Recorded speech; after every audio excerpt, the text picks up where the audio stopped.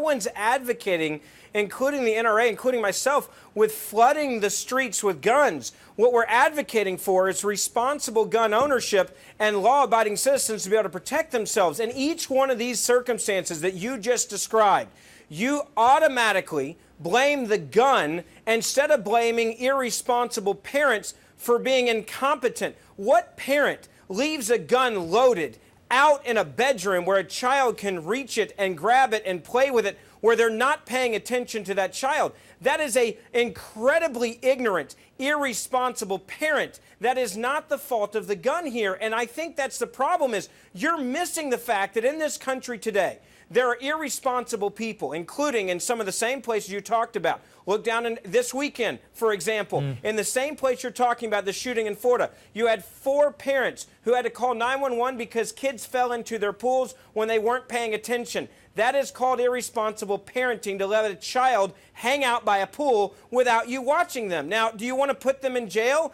I'm not saying we flood the world with pools either, am I, Piers? I mean, should we say no more pools should be allowed to be built in America because kids are falling in them? Of course not. I find all the analogies to pools and pencils and all the rubbish that people come back at me about with guns and the guns debate. Totally factual. Here's the fatuous part of it. It's like saying more people die in car accidents. Of course they do. But what is the primary purpose of a car? It is get somebody from A to B. What's the purpose of a swimming pool?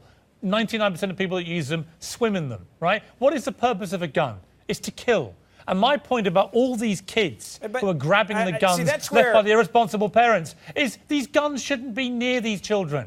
And so when I hear Wayne Lapierre, whatever you say, and whatever you say, Ben, when Wayne Lapierre says to the people of Boston, you should all have had a gun in the house because he wants to sell more guns for his gun manufacturer mates, Piers, there are going to be more kids in those houses when they get armed who are going to start shooting their siblings.